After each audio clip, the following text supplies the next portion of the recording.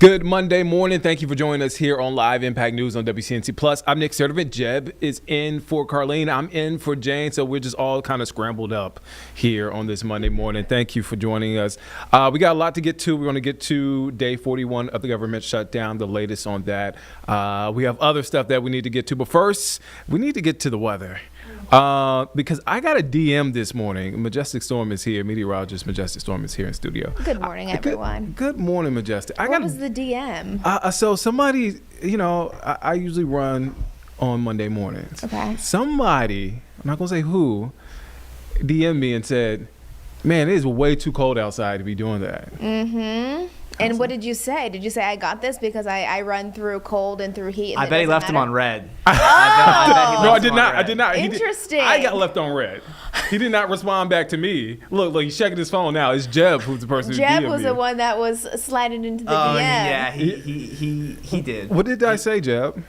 You said it feels SF outside. It feels like SF outside. He's from San Francisco. I was like, I don't know what SF is. I missed the word. I missed the word. It was San Francisco, but I'm like, we don't get that cold. I was typing in the call. Didn't have any gloves on. So did you end up going running anyways, or no? Yeah. No, this Okay. is after I finished my run. Oh, Yeah. So how was it? Was it like brutal, or were you fine? Nah, Did you it wasn't embrace brutal. it? It wasn't brutal. It was refreshing? It's easier to run when it's cold outside versus the humidity here in the summertime. Do you run faster? Because you want to... I had a slower run today. Okay. Because I'm trying to, preserve my legs. I have half marathon this weekend, so. Oh, wow. Congrats. Thank you. That's fun. So, well, tomorrow morning's going to be much colder. I am not going to be running tomorrow morning. You're not? Tomorrow's your rest day? Tomorrow's my rest day. It just so happened to work like that? It's always on Tuesdays. Perfect, Yeah, then. there you go. I guess you don't got any problems then. Okay, so yes, the big story is it's going to be cold for sure, but we're also keeping an eye on the mountains because we've seen a little snow. So let's show you some of our cameras because I've been loving this. I love snow, so it's very exciting to see some snowflakes. This one here is at App State, so they're in Boone. You can see possibly a few light snow flurries, but notice like the grassy areas, that's where we do have a light dusting out there, and more snow on the way tonight and into early tomorrow. Now, there's no snow coming in the city. It's going to be really up in the mountains, but everyone just needs to be ready for those cooler temperatures. We had a little taste of it this morning, but really it's the wind that makes it feel a lot colder than it already is. So tomorrow morning, that Arctic blast of cold, cold northerly air, everyone's going to notice it first thing tomorrow. Our first hard freeze in Charlotte as well. So we'll talk about that. Thankfully, we're just kind of starting out our new work week with winter-like conditions for 2 weeks, for 2 days, not 2 weeks, for 2 days. And then by the end of our work week, we'll be back into the 70s.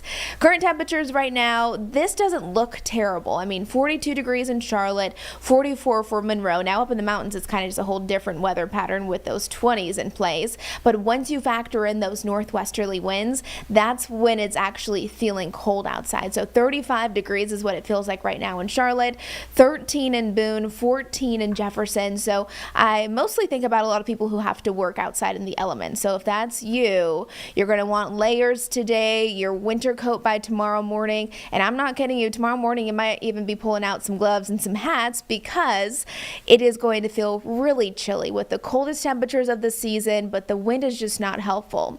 Temperatures are much colder compared to yesterday by nearly 20 degrees for just about everyone. 22 degrees colder right now in Charlotte than we were just 24 hours ago. And notice our futurecast for feel like temperature. So remember, this is our air temperature when you add the wind on top of it. So this is going to be tomorrow morning at 7 a.m. Look at the mountains. 0 for Boone, 3 degrees up towards Jefferson. So dangerously cold for anyone who's just out and about. If you don't have those layers, make sure you do. And you don't really want a lot of exposed skin either because the wind tomorrow in the mountains will be strong. Again, northwest up to around 40 miles an hour. So that is piercingly cold, kind of that cold weather where you go outside and it actually kind of hurts your skin. And then for the Charlotte area, into the teens tomorrow morning. So 7 o'clock, around 17 degrees in Monroe, 19 in Charlotte. If you have any outdoor pets, make sure they are brought inside, in my opinion. If you can't bring them inside, at least make sure they have good shelter because if it's cold for us, it's definitely going to be cold for them.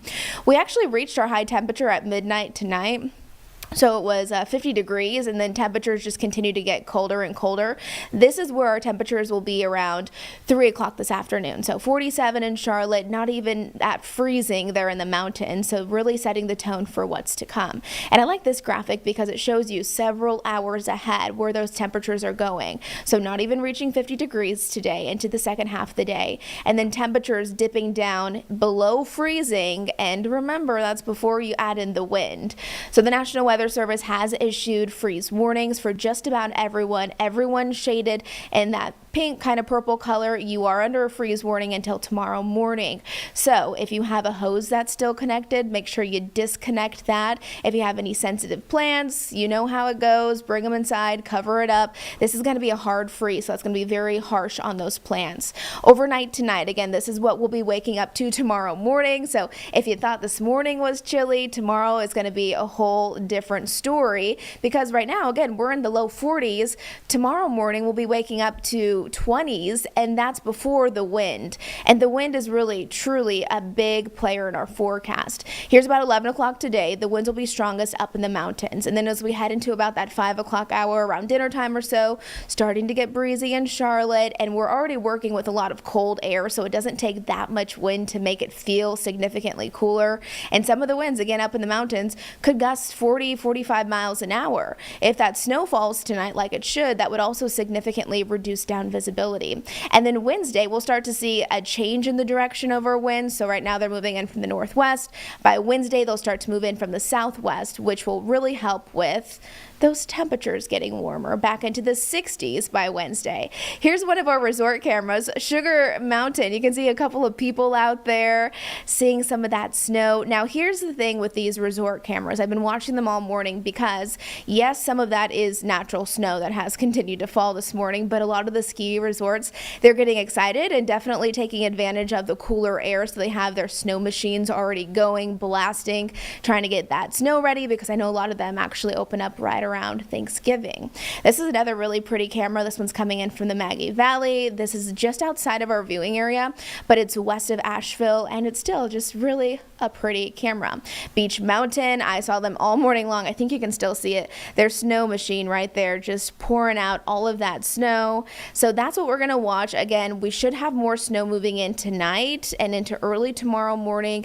Here's our satellite and radar, quiet across Charlotte, but the snow right now is very, very light. I mean, we're seeing some of those snow flurries like in Boone. We've seen that this morning. Waynesville saw some pretty good snowflakes this morning. Asheville down towards Bryson City, so just west of us.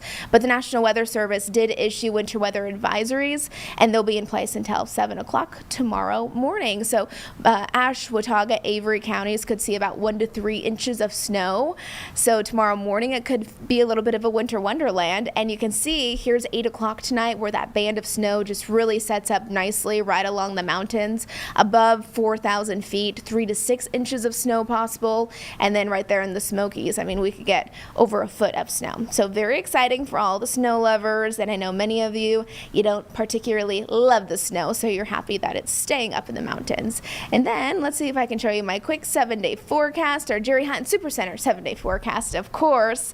Big story today, tomorrow, cold temperatures. At least we get some sunshine mixed in with it. But heading into Wednesday, we're back into the 60s, and then just in time for the weekend, we have 70-degree temperatures on the way. So kind of a lot going on, guys. Oh man, I'm hoping my sinuses cooperate. I hope this they do week. too. Because it's like up and down. I'm Yeah. like, man. It's all over. Do either of you have Christmas decorations up? Oh, Do you put up no. Christmas decorations in general? I do a tree, like a small tree. Okay. December 1st is when I usually put up decorations. I like so not that. far off from Is that a Thanksgiving. real tree, Nick Sturtevant, or is that a It's not a artificial real tree. It's not a Ah, real that's tree. what we thought. I haven't put up a real tree in like 6, maybe 7 years. Very specific. Okay. Yeah, no, I was just thinking back. I was really doing the math in my head. Yeah, That's good. How about you, Majestic? Do you have your decorations Yeah. up? I don't, but I think today I'm going to put up maybe a little bit start. But Okay, I start do incrementally. love I like a that. good real Christmas tree. Oh, I'm the same way. I love I'm 'em. the same way. It's so fun. Yeah, you can't forget Thanksgiving. It's Thanksgiving first. But it kind of helps to set the ambiance. Does it? Yes. Oh. I mean, the turkey just tastes a little bit better when there's a Christmas tree right Really? next to you, doesn't it? Nah, because once Christmas hit, we're not thinking about giving thanks. We're not thinking about my anything goodness. Thanksgiving. We're thinking about who's going to get me something for Christmas. Well, Wow, that's the Nick Sturtevant way. Yeah, I guess so. Okay. At least he knows that about himself. Right? No, We love the no. self-awareness. Yeah, We really look, do. hey, I'm a Thanksgiving guy. That's my favorite holiday. Yeah. So, Same. know. I Is that love your favorite Thanksgiving holiday? too. Yeah, it is. What's your favorite holiday, Majestic? Christmas. Okay. But I do a still good like Thanksgiving, and it takes a lot of effort to put Christmas stuff up. It does. Especially like if you go all out. So it's like if you want to make the most of it and use it more than just Yeah. a month, then people are already getting ahead of it. I got some neighbors that did not take down their Christmas decorations from last year, so it's What? already up, still lights up. Inside or outside? Outside, they have some lights. Do that they been still up. plug it in, or are they just? Yeah, they still plug it in. Oh, yeah, still wow. up, I actually still up. respect that. Okay. So they don't have to really do much. They don't. Not at all. Just a carryover. All right, Yes. Majestic. I'm gonna grab the heavy coat when I get home All right. and get ready and Good turn on the job. heat. So hey. We got you. We We'll got fi- everyone prepared. All right, thank you, Majestic. Thank you. All right, so let's take a quick break. We're gonna be right back in just 2 minutes here on WCNC Plus Live Impact News.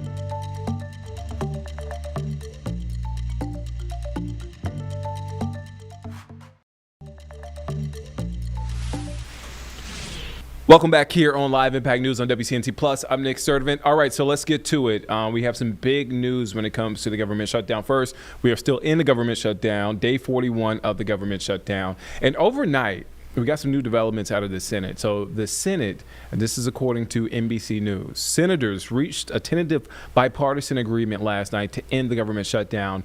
Sources with knowledge of the details said. So the proposal would advance three full-year spending bills of certain agencies and a short-term measure to fund the rest of the government at the current spending levels through January 30th. So we heard from those Senate Dems overnight. They had a late night, and so we heard from them. We're expected to hear from them again this morning. But let's go back to overnight from what we heard from them. Let's take a listen into what they had to say. You all for joining us on a Sunday night. Today, the Senate voted to start reopening the government. We took a big step forward to protect the health care of tens of millions of Americans in exchange for funding through January 31st. This agreement will give Democrats control of the Senate floor for a vote on one of our top legislative priorities, extending the Affordable Care Act premium tax credits. This is important when Republicans control every branch of government. The agreement reinstates thousands of fired federal workers and provides back pay to more than 1 million others.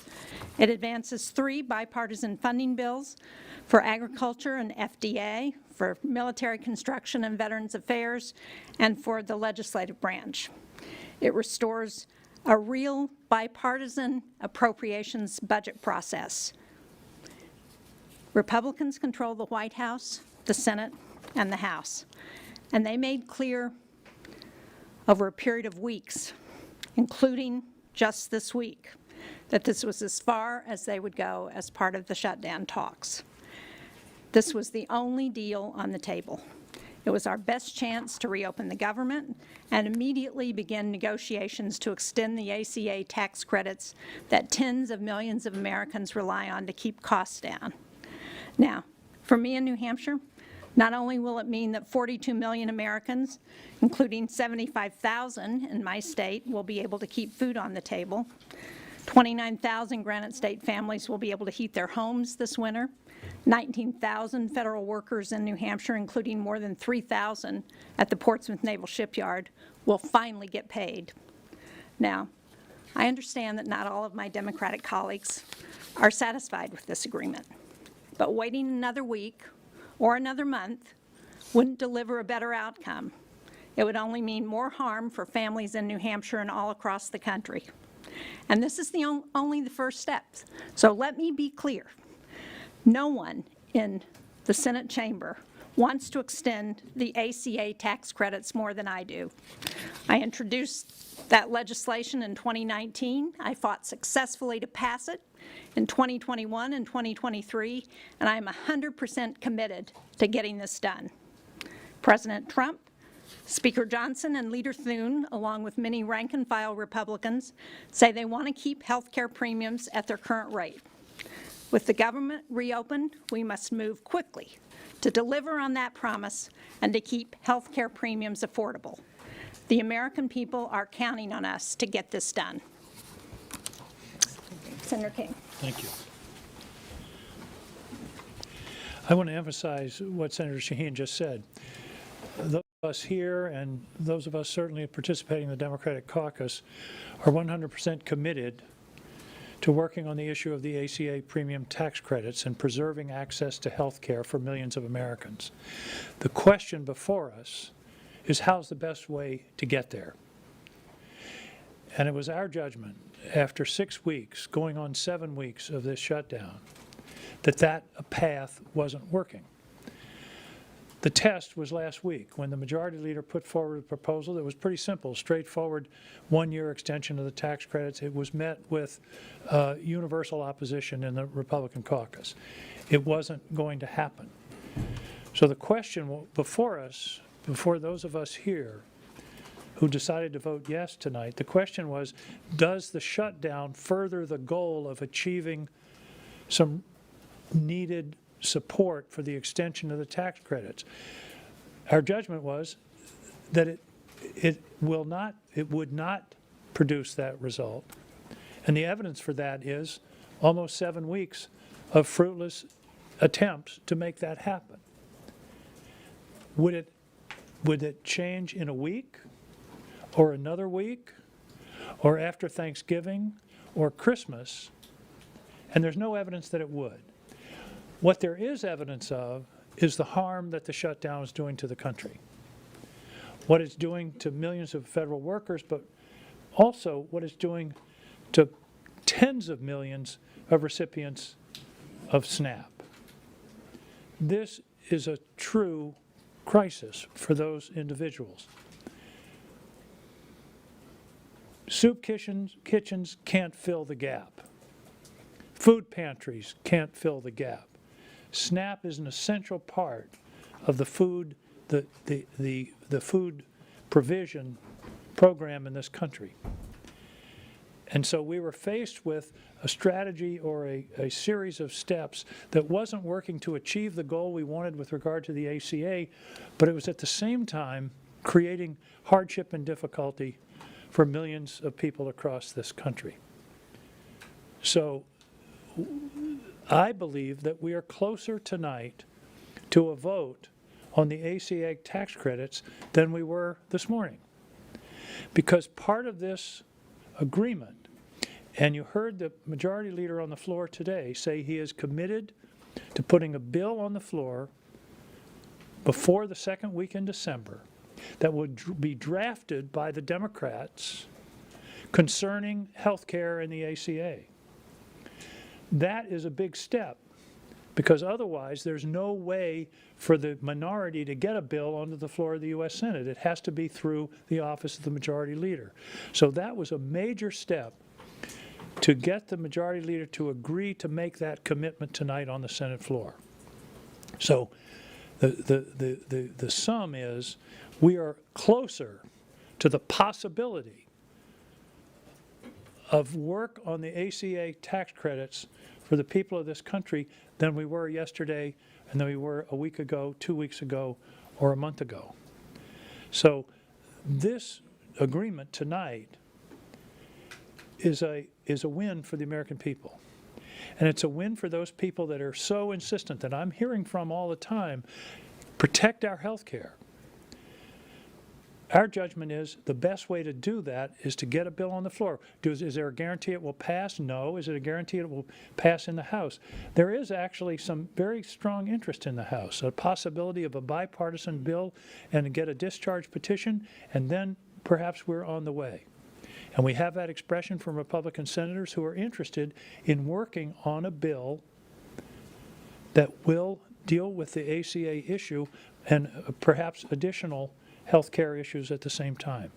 So what happened tonight is not the closing of a chapter, it's the opening of an opportunity.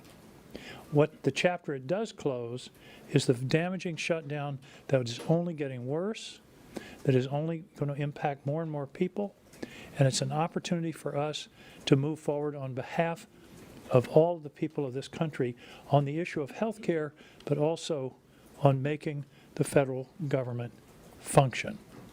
Thank you.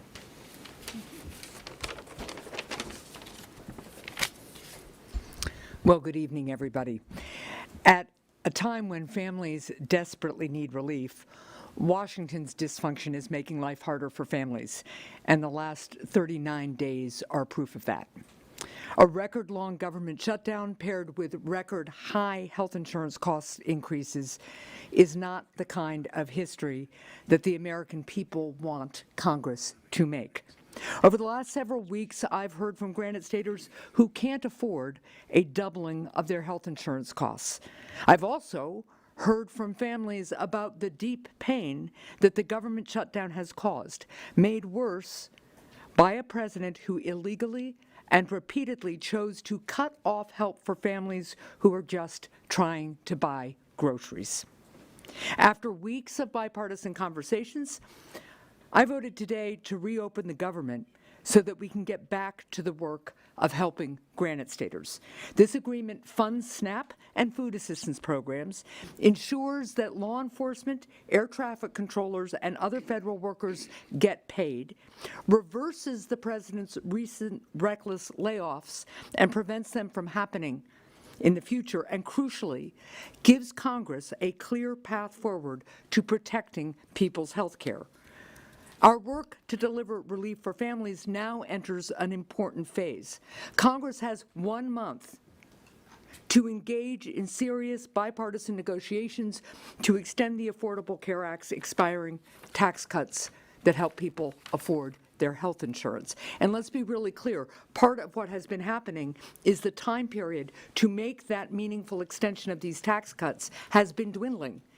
We are getting closer and closer to the time in which families have to decide whether they can buy their health insurance or not and enroll in health insurance in this coming year. So my Democratic colleagues and I have been ready to work on this issue, on extending these tax cuts for months. With the government reopening shortly, Senate Republicans now finally have to come to the table. Or, make no mistake, Americans will remember who stood in the way. So I urge Speaker Johnson to finally return the House of Representatives into session and quickly reopen the government.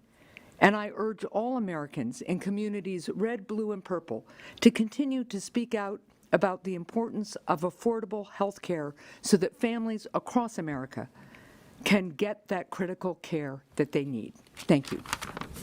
Thanks, Maggie. Thank you. And I thank my colleagues for their good work. The vote tonight, and you've heard all of us talking about this, the vote tonight was crucial to open the government because too many Americans, hardworking individuals, seniors, children, were suffering. I know in Nevada, particularly that is based on a service industry, tourism and travel, we are doubly hit. Tariffs, bad policies of this administration, and the shutdown was having an impact on travel to our state and quite honestly across the country. But it wasn't just that. We have federal workers that were suffering. We have TSA agents. We have airport controllers, and we were seeing lines to our food banks in northern Nevada. These were lines that I hadn't seen since the pandemic. And the stories were horrific. Seniors in line needing food because they couldn't get access to the food that they usually would get at the federal level. One man came and refused to say who he was because he was embarrassed and said I shouldn't be here, but he needed the food. Mothers coming to the food bank to get food for their children. My colleagues know that opening the government was key to stopping that pain. But here's the thing. We can open the government and we can still fight to address this looming healthcare crisis. It is true. Right now, in our states and across the country, Americans are seeing higher costs, higher premiums for their Affordable Care Act. These are people that need access to health care.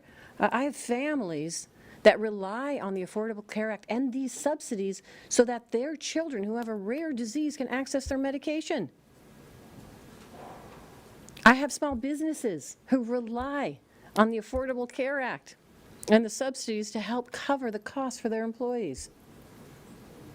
This is a fight that the Republicans need to understand is not just happening in Nevada, it is happening across the country in every state, including those red states.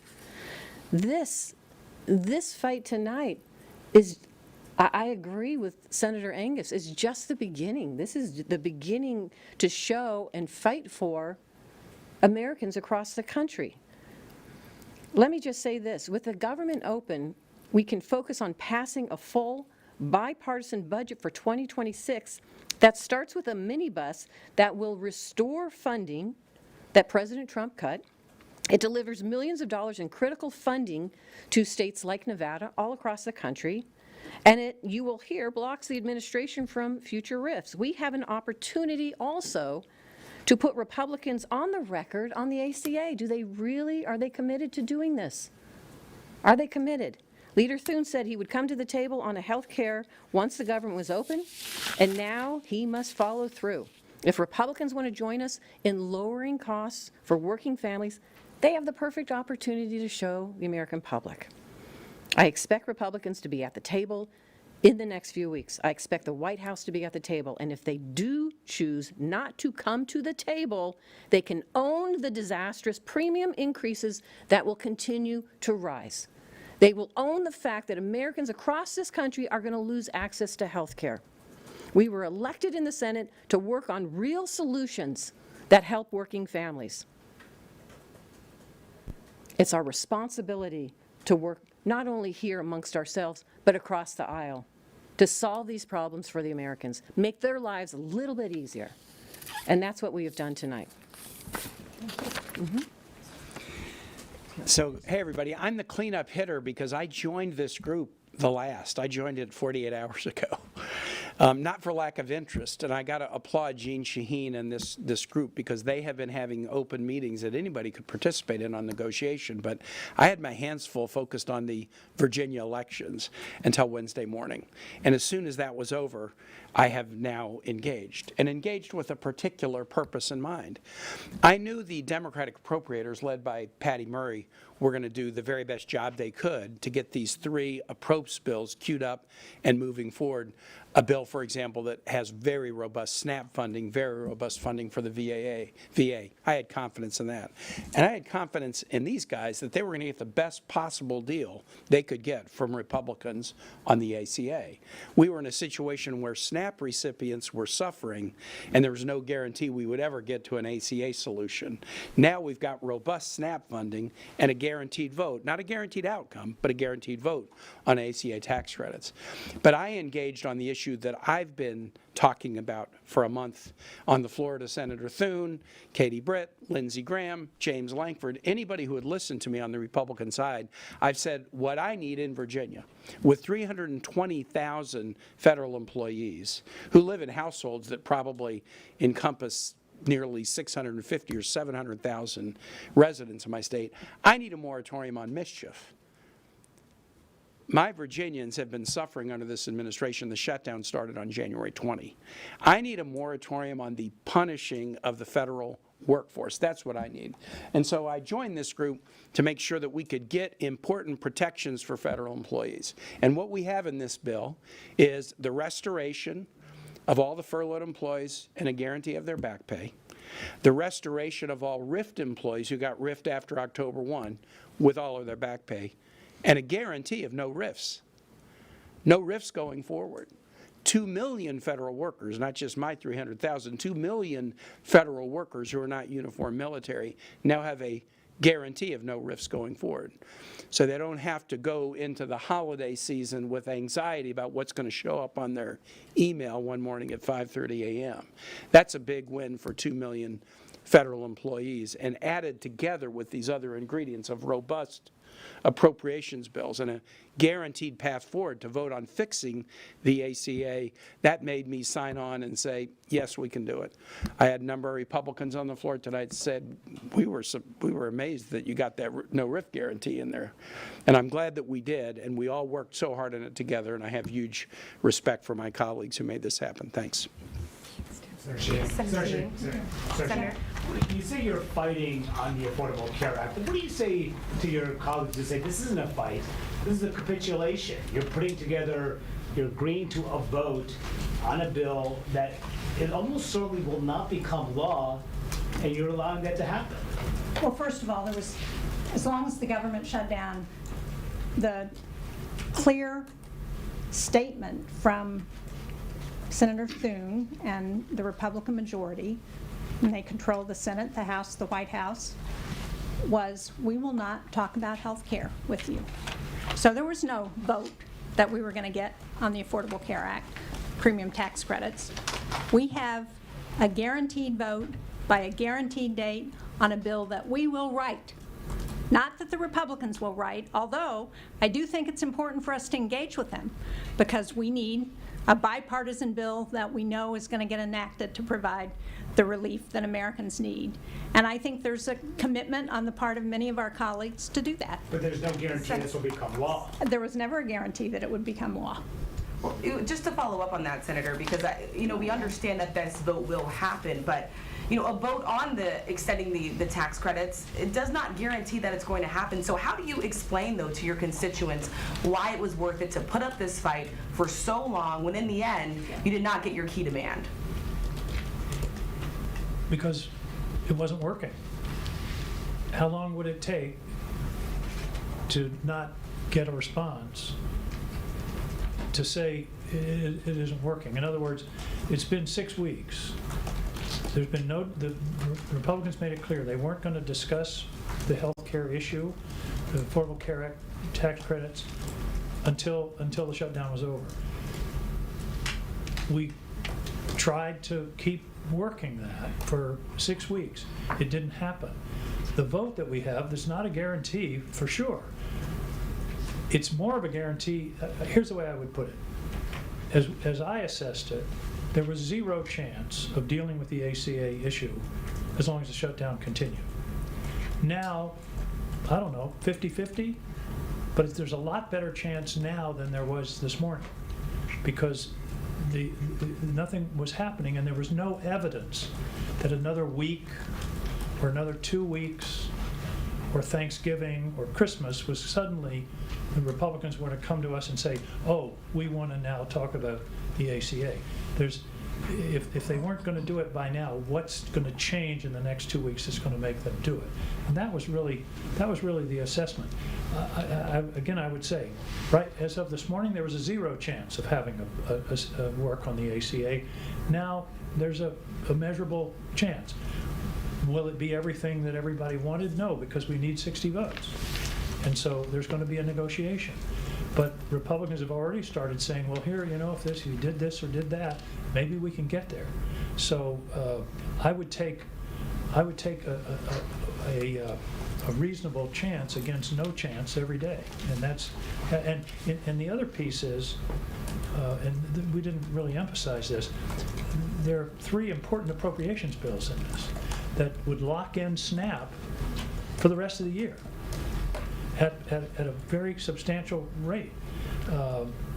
Plus other benefits, veterans funding is guaranteed if we can get these 3 bills through. So there's a plus on that. And I think the odds are that we have a better chance of doing something about the ACA than we did not going into this. At some point, you have to decide, what is the best strategic step forward. And we believe that the evidence is that what we were doing wasn't working, and therefore, let's try something else. And the real question is, why would a president of the United States pit hungry children against sick children? And that is what President Trump has done. I mean, this is outrageous. We can't reach agreement on government funding, so the government shuts down, and even though the law is clear that he could fund SNAP benefits during the shutdown, he did not. And then he also said, and by the way, I don't really care if people's health insurance premiums get so high they can't afford their care. That's on Donald Trump. My vote today was to do 2 things, both equally morally important and imperative. One is to make sure that the government is functioning so that our kids eat, so that our elderly citizens eat, so that our air traffic controllers can get some sleep and earn money, get paid while they are working, so that our veterans are protected, and continue the fight to a realistic platform to get the premium tax cuts done. And if that is not successful, then shame on the Republican Party and shame on Donald Trump. But the American people will see who stands with them on health care and who does not. And that will be the platform of the next stage of the fight. I hope we can find bipartisan agreement on an extension of those premium tax credits. In New Hampshire, couple who are 60 years old or so earning $85,000 a year are seeing like a $15,000 increase in their insurance premiums. This has to get fixed. And we have about a month to do it before the harm gets to be irreparable. And again, if the Republicans can't come to the table and do something reasonable on this and make sure that people can afford their health care and that the whole private commercial market also doesn't see skyrocketing increases, then shame on them. Senator Sheen, what do you say to the millions of Americans who are already in the Obamacare exchanges, seeing premiums skyrocketed, who were hoping because of what you all said that they would get answers on what their premiums would be now, but have to wait weeks longer since you've decided to open the government without immediate action on the subsidies? Well, as Senator Hassan said so well, the Republicans weren't providing any commitment or even a willingness to vote or a willingness to discuss extending the premium tax credits. We have the opportunity to do that now, and we will hold their feet to the fire. And just quick, most of us up here in the group of 8 that voted for this tonight have voted repeatedly with the Democratic strategy of we're not opening and we want you to take action on the ACA tax credit. But after 40 days, it wasn't going to work. So here we are in a situation, and this was the reality. SNAP recipients suffering, nothing happening on ACA. The vote tonight will be full, and not just last year's, but full and robust SNAP funding for SNAP recipients and a path on the ACA. So from suffering and no path, we've now got robust benefits and a path. And that's what we tell our constituents. Senator, if I could just ask, there's already calls now from Democrats in the House that are saying Leader Schumer should step aside, he should be replaced. You know, the 8 of you today voting with Republicans to advance this plan to reopen the government, does that just further the divides within the Democratic Party right now? No. When I talk to my constituents in New Hampshire, you know what they say to me? They say, why can't you all just work together to address the problems that are facing this country? We put the Senate back on a path to start doing that today, and we're going to continue to work that way. All right, one last question. If the president doesn't agree and Republicans block the extension of AC subsidies, would you guys be willing to vote again against government funding in January when this funding runs out? That's certainly an option that I think everybody will consider. Thank you all. Thanks, guys. Thank you, everyone. Senator King? All right, so that was Senate Democrats last night after they reached a tentative deal to end the shutdown. Again, we are in day 41. Again, that is a tentative deal. They still have to vote on that, and that will soon go to the House if that passes. So a lot of things that need to play out and have to play out for the government shutdown to end. All right, let's take a quick break. We'll be back here in just 2 minutes here on Live Impact News on WCNC Plus.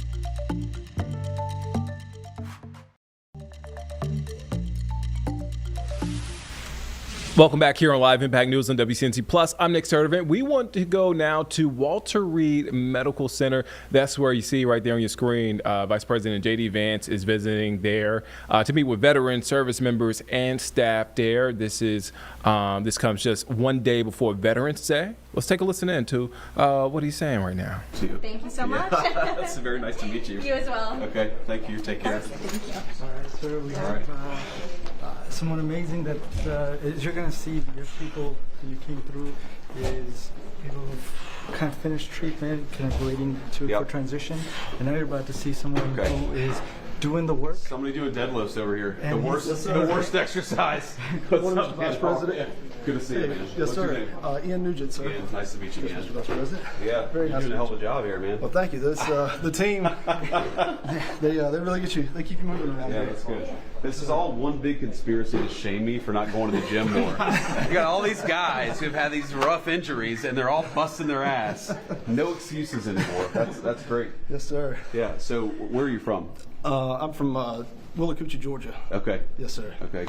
Good. And been up here for about 5 months now. Okay.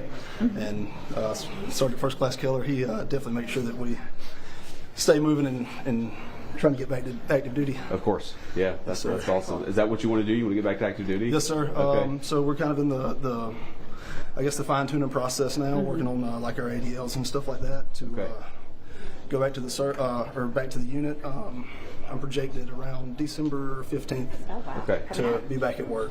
Okay, that's amazing, man. Yes, sir. So you were injured 5 months ago, or you just got here 5 months ago? So I was injured 5 months ago. Okay. So around it was June the 4th. Were you in Iraq or? No, sir. I was stateside. Okay. Yes, sir.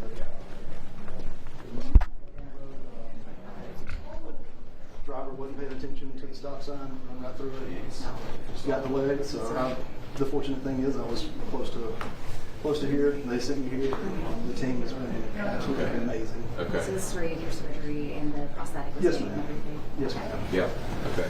So do you have family back in Georgia? Or you have family up here with you? So yes, sir. All my family's back in Georgia. My dad, he spent about 90 days up here with me until I started to where I could start doing things on my own and moving around better. Yeah. He went back to Georgia. So Okay. I was like, hey, you can't be here the whole time. Yeah, I'm that's going to right. run what I can and can't do. That's right. Okay. Well, the timing's working out, Ian, just as the weather gets really shitty in DC. Get back to Georgia. I ain't got to worry about the snow down there, sir. Yeah, that's exactly right. Yes, sir. That's good. Well, So man. what's your physical therapy entailing? So I usually I come in at 07 in the morning and I work with my physical therapist Lisa over there, and we work on a lot of balance stuff. Hey, Lisa. And, How are you? Just met Kate. She's the intern, and so she kind of helps too. And then that lasts for about an hour, and then after that we do strength and conditioning with Sergeant Keller here. Okay. And so that kind of that takes most of my morning. Yeah. So were you a gym rat before you got injured? Yes, sir. Yeah. I was Okay, you into can it. tell. I mean, Yes, sir. yeah. This is not 5 months of work here. This is a guy who took it seriously before you. That's good. Yes, sir. Okay. So what is the Army base in Georgia there? Fort Benning. Oh, okay. So you're right there at Fort Benning. She Yeah. almost about to go there. We have to reschedule. Okay, We're looking right. forward. Yeah. So maybe we'll see. Love Fort Yeah, Benning. she's trying to get me to jump out of an airplane with the Golden Knights. Yeah. That's my plan. If I get back to jump status, I'm gonna push this thing as far as we can. Okay. But my organization has been really supportive of the whole thing. I was supposed to be stationed up here, and this happened. They're like, hey, we're gonna get you back to Fort Benning, get you closer to family and stuff like that. So Okay. they've done an awesome job with that too. That's So awesome. it sounds like we really might be seeing you soon then. Will we reschedule Yeah, this? maybe you can jump out of the airplane. you can do it instead of me. She's all excited about it. I'm like, hell no. Sergeant Keller, so are you working on physical therapy with Ian here? Okay. Yes, sir. So I'm the senior enlisted advisor for the Department of Rehab, so I kind of oversee the different departments here. But the main focus for them is that since they're transitioning back to duty, we're really focusing on what skills are needed to return back to that position so we can get them as functional as we possibly can. So Ian's kind of in the final stages, and we're just fine-tuning in this point, sir. Okay, awesome. That's great. So what do you get a mix of like soldiers, sailors, airmen, and civilians? I do, Okay. and contractors as well. And contractors, got it. General service civilians and then contractors as well. Okay, that's great. One team. Yeah, they're taking good care of you? Absolutely, sir. Okay. I don't think there's any place else in the world that does as good as they do here. Good, man. It's good to hear. Yes, sir. All right, keep Thank at you. it. Good luck to you. Yes, sir. Thank you very much. Sergeant. Thank you, ma'am. Good to meet you, man. Yeah. Thank you. Nice to meet you. It's nice to meet you So too. he's going to join us. Oh, he's joining us here? Okay. He's covering both. All right. So this is Sergeant Walter. What's up, man? How you doing? Hey, good to meet you, man. Yeah? All right, so what do you got with this sleeve ink here? What do we got going on here? I had a major surgery, so they took out my humerus and Okay. replaced it with metal pretty much. Okay, got it. You know, So we were now admiring you- the tattoo. I was actually, I was admiring the tattoo here. You got a lot going on there. Thank you, sir. Okay, yeah. So you're rehabbing your arm then? That's what you're trying to do? Yes, sir. Okay, sounds good. How's it going? I mean, Good. Yeah. The doctors weren't expecting this much progress this fast, so. so when was the original injury? The tumor was discovered in November of 24, Okay. and then surgery was February of 25. Okay, got it. So, a couple months ago. Yeah. So are you down here? What are you down here every day? Well, 3 times a week? What's the We did 9 months of schedule? chemo. Okay. When they found out. Yeah. Surgery was like in the middle of it. And then that was like every 3 weeks I was in the hospital for a week. I see. And then this is 3 times a week now. Okay. So have you completed your chemo? Yes, ma'am. How are you feeling? Good. Much Yeah. better than I thought it would. Okay, good. Yeah, And it's is- definitely a rough road, but Yeah. okay. And are you done with treatment on that side of things? I'm taking 1 small pill a day. Okay. But for the IV chemo, yes, sir. Got it. Okay. That's good. Yes, sir. That's good. Trying to get back. Yeah. Trying to have some of your energy back and all of that. Oh, yes, ma'am. Yeah. It's very nice. Yeah. Did it affect you? I mean, because you hear sometimes some people doesn't affect you at all. Some people really makes them exhausted. And During it, yes. Okay. I was in the bed for probably a week. But after, bad. I was just ready to get up and get outside. get and just, moving. yeah. Yeah. Yeah. It's I'm good. glad it's been such a beautiful fall then. Yeah. So are you from here originally, or are you I just here was for treatment? Born and raised in Virginia. Yeah. And then joined the regiment in 2009. Got it. Okay. So when you're done with this, do you know where you'll go next? I'm still going back to the regular. Okay. They still want me, so. Okay, that's good, The man. next steps are going to jump again. Okay. Yeah. That's exciting.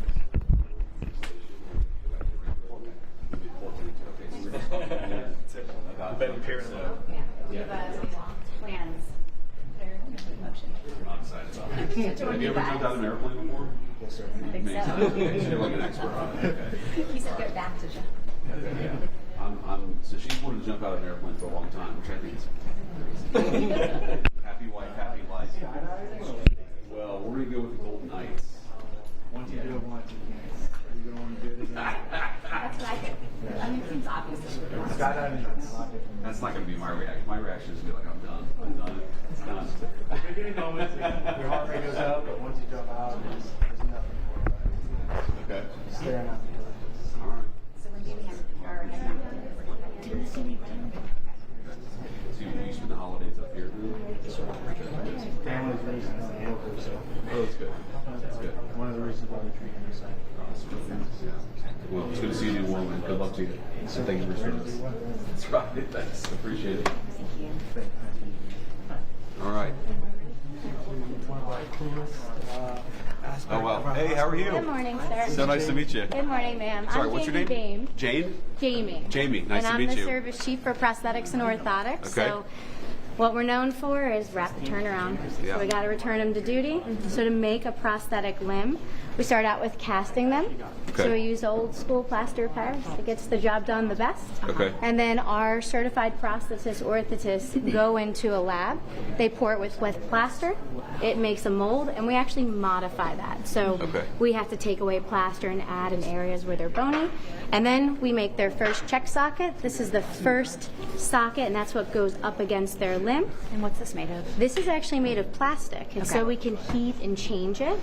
Wait, so you'll use the plaster basically to make a mold of their leg. Exactly. And then you start, okay. And then got we it. pour it, and it makes a positive model. I see. And then we use rasps to actually take that off. Okay. And then we get them in this plastic socket. So that's what's actually on them. Sure. And then, of course, everything underneath is a Lego that we put together. Okay. We Wow. can do that in an hour and a half.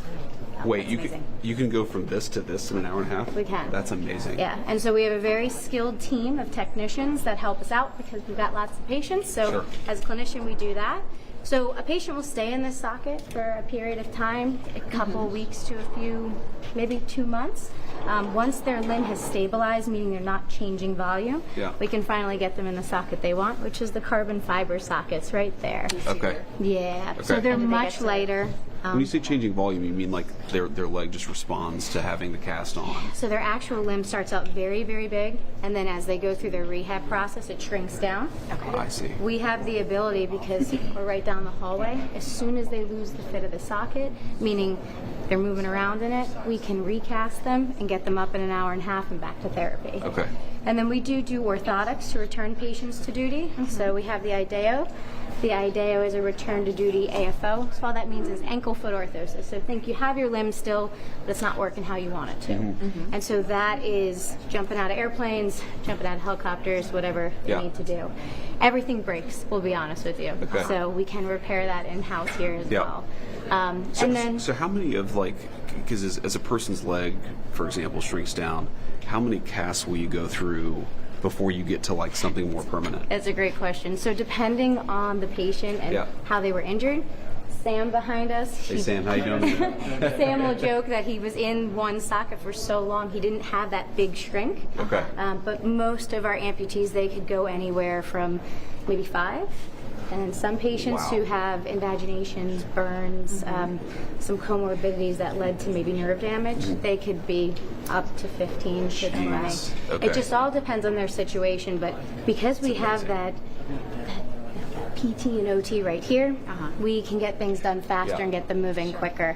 And do people get to choose what it looks like? Yeah, so they can do camo, they can do whatever they want. You get a t-shirt, and our technical team actually does that specific. Some of our patients, we put things on the inside because sometimes it's not really good with the uniform when you want your flames. Oh, I see. So we try to hide them on the inside, so you can have your personality on the inside, but still meet the requirements for your uniform. That's awesome. And then last but not least, our upper extremity program. Upper extremity is very difficult to replace. And to be honest with you, it's still just a tool. The most well-known upper extremity device is the myoelectric. So using electrodes inside the socket, it reads the muscle signals of the muscles that are still intact. And so the patient is trained with OT to fire those muscles or think about opening and closing their hand they're missing. So it's not a replacement as much as just something they can kind of learn. Exactly. So you can't. And this one will open and close. Exactly. Oh, interesting. And you can program it. So this one is just right now, it's for rotation as an example, but on the inside of these sockets is really where all the hard work goes into. And so inside that socket is batteries, wires. It's about 16 hours of work to fabricate this, but because we do it all in-house, we can control it and get it done. Sure. Yeah. And do artists help with the crafting of the hands? Absolutely, ma'am. So that is actually someone who comes in and hand paints that for us.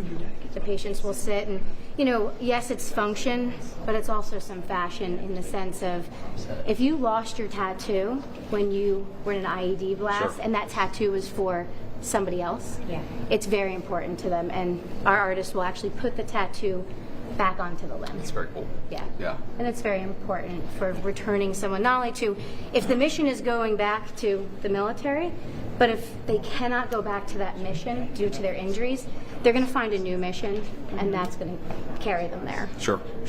Okay.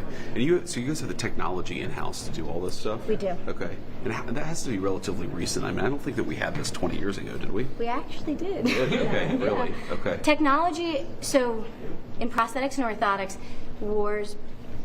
that's where we get our technology, all the research, and I can tell you almost every single amputee in this room has broken a new top-of-the-line item so that it could be better and meet the needs for active duty. The prosthetic knees that you see here, these are all made and FDA approved, but we set them up, align them, and then our patients figure out how to break them so that we can tell the companies, hey, you said it was return to duty, but somebody figured out it's not. And we work with them to make sure that it meets our needs. Got it. And will people need multiple prosthetic limbs for different purposes? They will. So we always make sure that we are meeting their goals and the mission's goals. So obviously running. Yeah. Sam. Case in point. But keep in mind, you know, people have children, and if you're bilateral upper or below bilateral above knee amputee, and you want to get on the floor with your children, it's not always easy to get on the floor with your children with 2 full setups. And so sometimes we'll do shorties, where they have a socket and then they have a very short foot right underneath them, so they're actually at the level of their children and can play. That's interesting. All right, so you're watching Live Impact News on WCNC Plus. I'm Nick Sturdivant. Right there, you're watching live in Washington, D.C. is Vice President Vance is touring Walter Reed Hospital. This comes just one day before Veterans Day. We're going to head to break, but before we get to break, just want to update you on 2 stories that just popped up on NBC News. I'll make it quick for you guys. So the Supreme Court is rejecting a long-shot effort to overturn same-sex marriage ruling. The Supreme Court this morning turned away a long-shot attempt to overturn the landmark 2015 ruling that legalized same-sex marriage nationwide. At the same time, the Supreme Court is weighing imposing new limits on mail-in ballots in a major election case. So those are 2 developments out of the U.S. Supreme Court. Just wanted to update you guys. All right, so we're going to head to break. We'll be back here in just 2 minutes here on Live Impact News on WCNC Plus.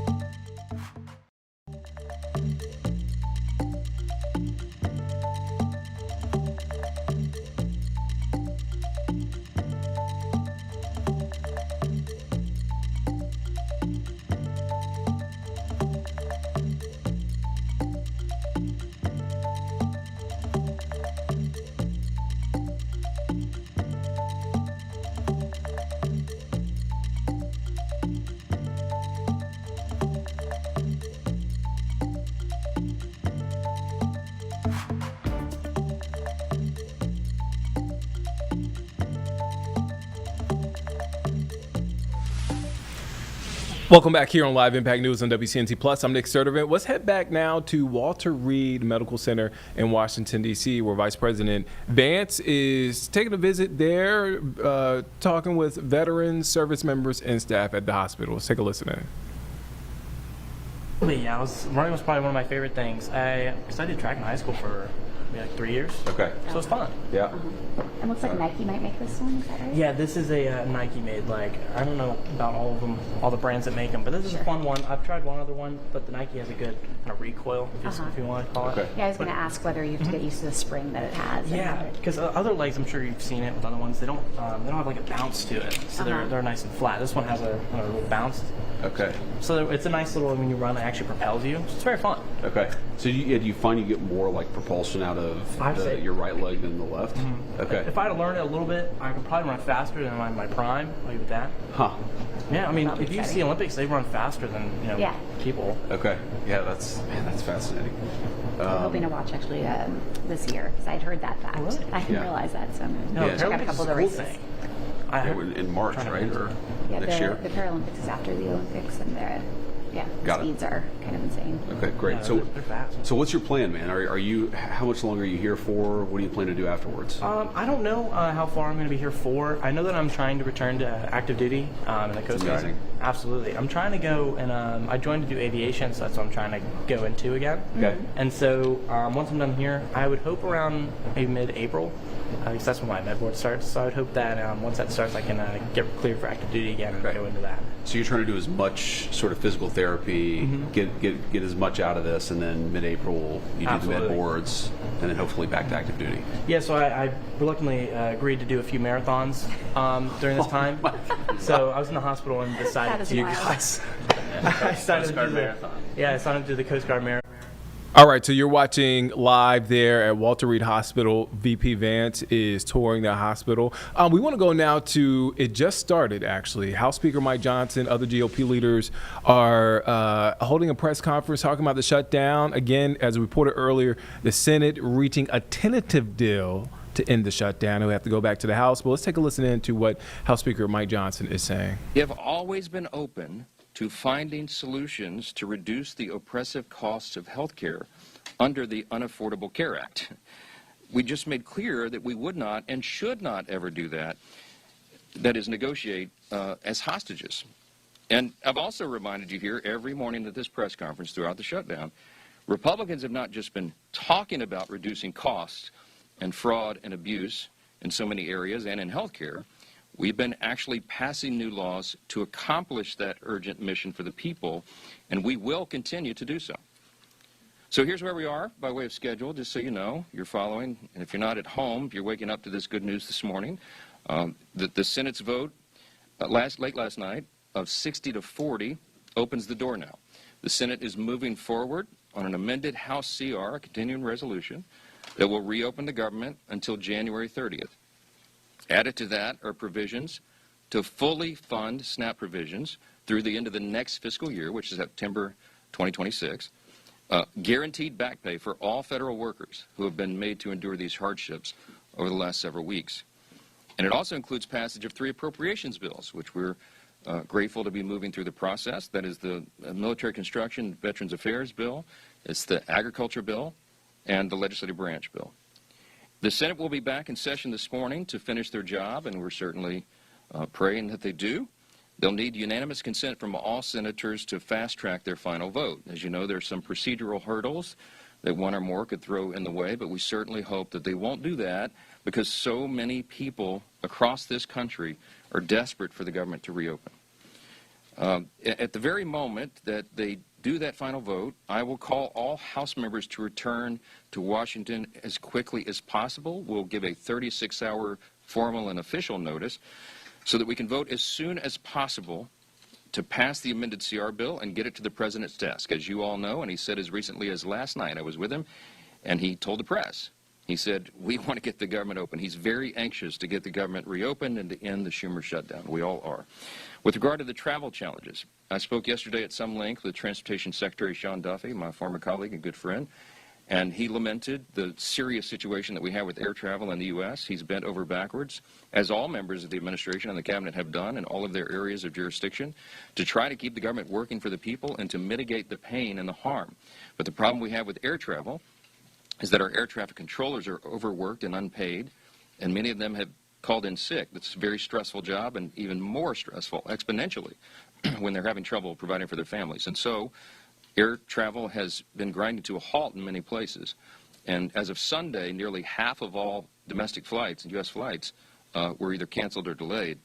And it's a very serious situation. So I'm saying that by way of reminder. I'm stating the obvious to all my colleagues, Republicans and Democrats in the House. You need to begin right now returning to the Hill. We have to do this as quickly as possible.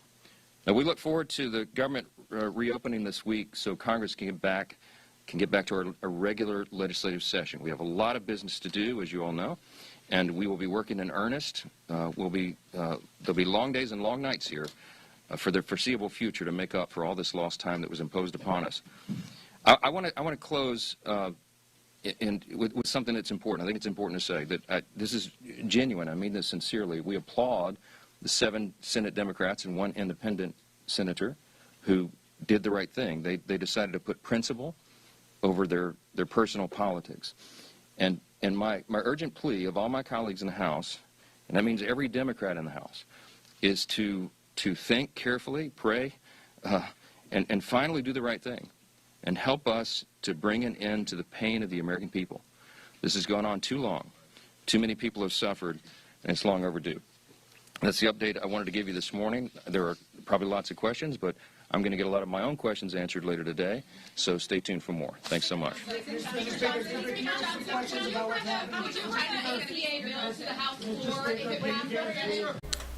All right, so that was House Speaker Mike Johnson speaking about the government shutdown. We're entering day 41. A tentative deal has been reached by the Senate. They plan to advance that at some point and vote on it.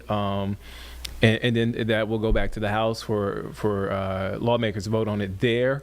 But again, day 41 of the shutdown. As developments come in, we'll continue to update you here on Live Impact News on WCNC Plus. Let's take a quick break. We'll be back here in just 2 minutes here on Live Impact News on WCNC Plus.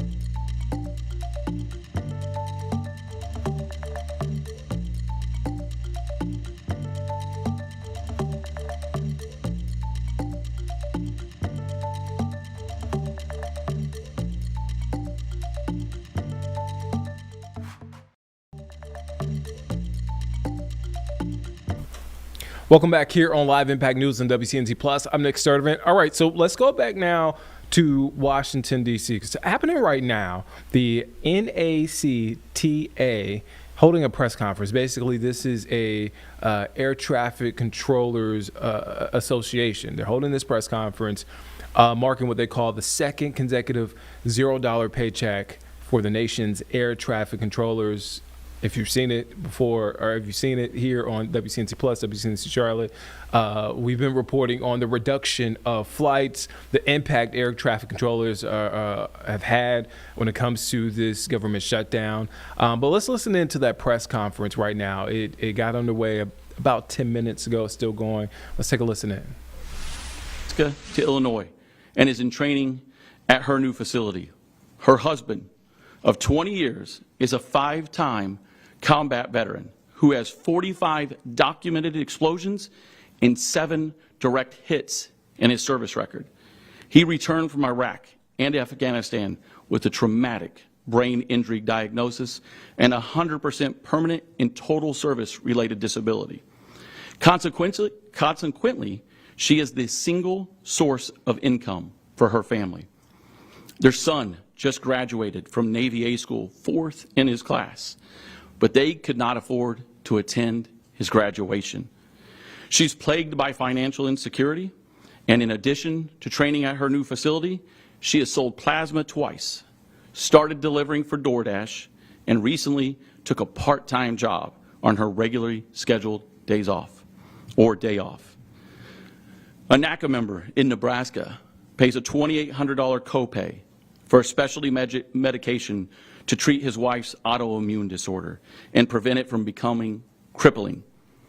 After a month without pay, he's unsure how he's going to pay for the basic living expenses and his wife's medical needs. We've heard from recent graduates of the air traffic control training in Oklahoma. They are resigning and cannot begin this challenging new career without a paycheck. We've heard from other air traffic controllers that are struggling to find ways to pay for gas and to get to and from work, while others are struggling to pay for childcare so they can go to work. These are real people. They're real Americans, and they are facing real problems. They deserve better, and they absolutely deserve their pay. The aviation safety professionals we represent are doing everything they can to continue to show up and deliver America's passengers and cargo safely to their destinations. Congress must act immediately and end the government shutdown and ensure that all individuals who have not been paid during this prolonged closure receive their compensation. Enough is enough. Now, thank you, and I'll be happy to take your questions along with Amy and Jonathan. Go ahead. Even if Congress strikes a deal to end this government shutdown, how soon do you think you'll have enough air traffic controllers back working to avoid the cancellations and delays that we're seeing? Well, air traffic controllers are showing up every day right now, day in and day out, doing an amazing job that they can. What we're going to have to find out is how many actually resigned, how many retired due to this shutdown, and truly started assessing all the different impacts that this shutdown's had. Yes. Do you have a sense of how many recent graduates have resigned already? We only have reports. I've talked to Secretary Duffy. We knew over last week it was 4 to 5 that had already resigned and growing by the day. Go ahead. Hi, Allie from Bloomberg News here. I wanted to ask if obviously there's a deal right now that's being worked through Congress, hopefully passes, but if that's passed, when's the soonest that controllers would get paid? We don't have the exact timetables because we don't know when the government will fully, give him just a moment, make sure he's okay. All right. We don't know when the government fully opens up and what the pay schedules will look like. All I can reference is what happened in 2019, and it took air traffic controllers approximately 2 to 2.5 months to be able to be made whole from all their compensation. They'll receive some early on compensation based off of previous pay, but then going back in air traffic controllers, then having to weed through paycheck after paycheck to see where they compensated for all the time that was missed. Yes, sir. Sam at Politico. Secretary Duffy yesterday said DOD had offered military air traffic controllers to him, but he was unsure if he could use them for the civilian airspace. What's the status of this idea? What has NACA heard from DOD? We haven't directly engaged with it, but air traffic controllers across the country go through a rigorous training process. They're highly skilled, highly trained, and that would take quite some time to have anyone else control the airspace that FAA controllers do day in and day out. And is NACA's understanding of the FAA ordered flight cuts to 40 airports will continue to be phased in and ramped up this week despite the deal in the Senate? Administrator Bedford and Secretary Duffy would be the ones to determine if that process is going to move forward. Yes, go ahead, sir. Hi, Nick. Tom Costello with NBC News. Assuming and hopefully you all do receive a paycheck quickly, assuming that the shutdown ends, how long will it take for your workforce, for your controllers, to feel like they've got their head clear, that they're back in the game, that they're able to go in and not have that distraction? In other words, is there a residual lag time before your controllers truly are back feeling like they're back in the game and able to concentrate solely on the job? Yeah, this is one of the worlds where this shutdown isn't a light switch. It's not just on and it's not just off. Air traffic controllers have to go in and be perfect every single day. And they know based on what is in the current bill, that January 30th will loom around the corner. Being made whole and being able to be back up is knowing that every shutdown that you could possibly be the political pawn never puts controllers completely at ease, but getting them paid is the priority so they can live their lives and ensure that they have the proper compensation. It's the right step in the right direction. Whatever it takes to open this government and pay our members is what's needed right now. And we'll have to continue dealing with the fallouts and what the stress, added stress and pressure that this has caused. Go ahead. Dave Shepherdson from Reuters. The Secretary said that the safety data has been going in the wrong direction and suggested that controllers are making more mistakes, they're fatigued, for runway separation, ground incursions, and so on. They also cited reports that pilots filed. Have you seen this data? Do you think that's accurate, that controllers are not performing as well as they did pre-shutdown? I haven't seen the data specifically, but I can tell you every day that this shutdown it goes on, that an air traffic controller had to survive 41 days with financial insecurity, that leads to added stress, frustration, pressures where air traffic controllers cannot be 100% focused on their job. They're not a political pawn. They shouldn't be used as a rope in this game, and they know it. They feel it, and absolutely, every day that this drags on, that we have to worry about the stress and the pressure on them. For a workforce that has to go in and be 100% of the time, there is no world where it just operates the same and smoothly when people aren't receiving pay. So it's something that concerns us. It's something we've been speaking about, and it's something that's been real since day one of this shutdown. Go ahead. Karen Demerjen from the New York Times. Can I ask two? Absolutely. Okay, first one. We're obviously in the midst right now of ramping up these flight restrictions at the 40 airports. We don't know if that's going to continue on or not, but is that something that's actually making an appreciable difference, or would make an appreciable difference at a certain threshold for the controllers, as Secretary Duffy is trying to do? Secretary Duffy and Administrator Bedford will have to review what each and every one of those restrictions does and what it looks like, and are they getting the results they see. Air traffic controllers show up to do our job day in and day out. One plane or every plane in the sky, we're going to do everything we can to ensure the safety of the American flying public, and the administration will have to determine what that looks like. But I can say that we have made it very clear that every day that this shutdown was to go, that's going to be an increased risk in the system. When there's increased risk in a system, there's only one way, there's two ways that you can handle it. One is open the government and paying the air traffic controllers and the aviation safety professionals. Two is you have to look at the capacity of the airspace and how many flights that air traffic controllers are handling every single day. And the second one is just, I know at the beginning of the shutdown, you were very clear about saying, warning members, don't try to do any sort of organized action, that would be illegal. There have been a couple of air towers facilities that have had a very large number of people calling out at the same time. Secretary Duffy highlighted Atlanta yesterday, 1522. We've seen that happen in Newark, Chicago, Los Angeles at times during the shutdown. What's your explanation for what's going on there? Are there small organized actions happening, or is there another explanation for why we see these concentrations of a lot of controllers in one space, not having absences of listening? We absolutely do not condone any or support any level of a organized action. There are no organized actions going on.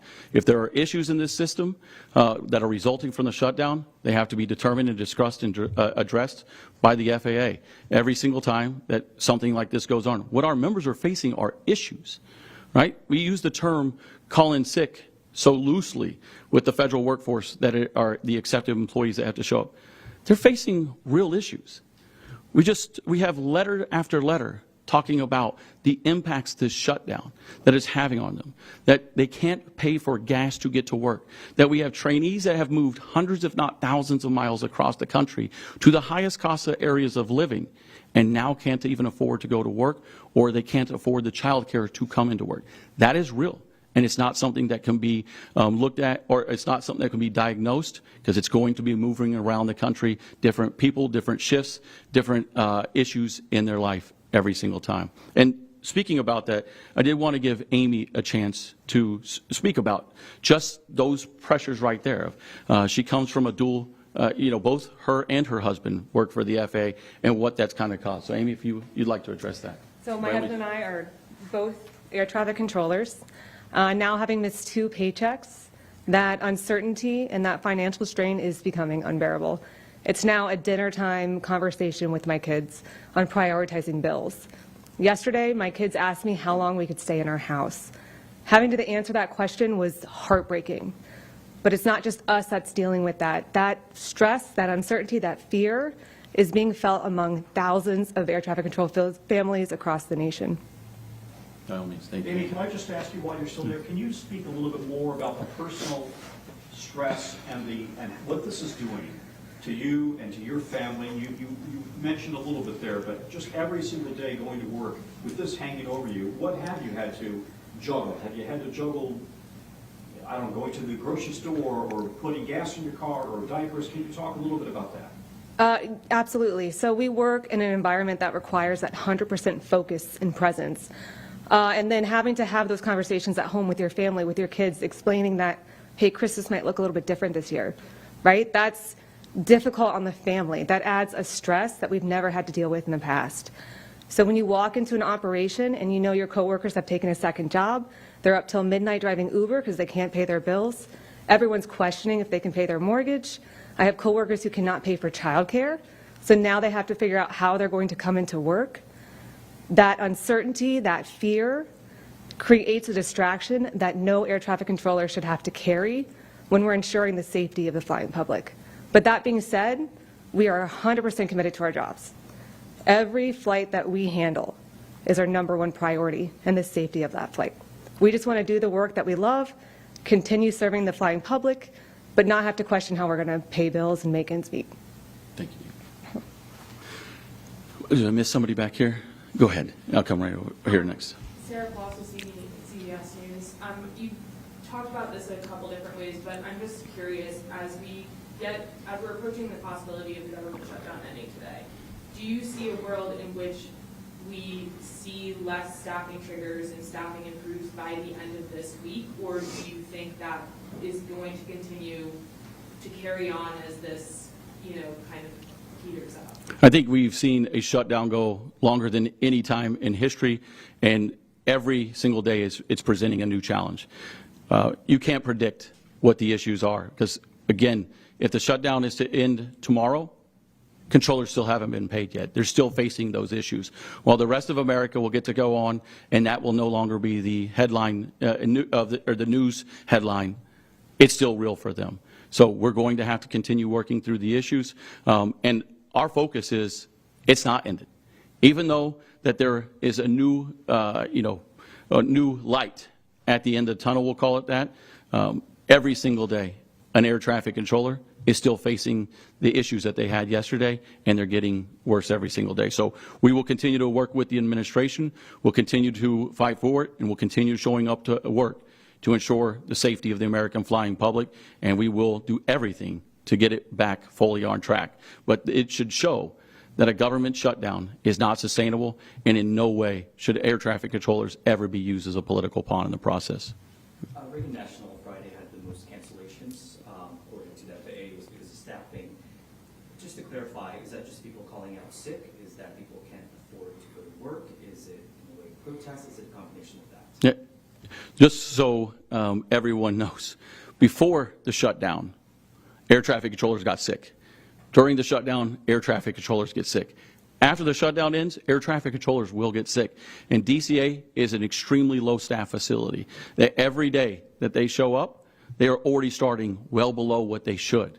So 1 to 2 persons being gone, whether that they had to take medication for, Benadryl for the allergy season that's going on, they can't work that day. They have a stringent requirement to show up to work fit and ready for duty. That could be the added stresses and pressures of it. Every person is dealing with a different level, of financial stability or instability. So some of those issues may be real, but again, it just goes to show how fragile this system is, and putting this additional stress and pressure on it, we're going to see that level of issues that we have to contend with. Do one more question. Could Jonathan say something also? Yeah, I'm going to, by all means, here in just a moment. I was just going to ask, kind of following up on that, in terms of, what are you seeing as kind of the most vulnerable areas in terms of where the staffing triggers are hitting the most?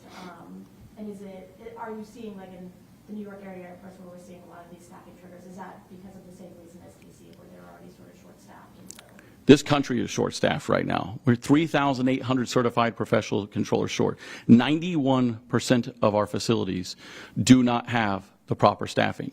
Over 41% of our facilities work a mandatory 6-day work week, 10-hour days.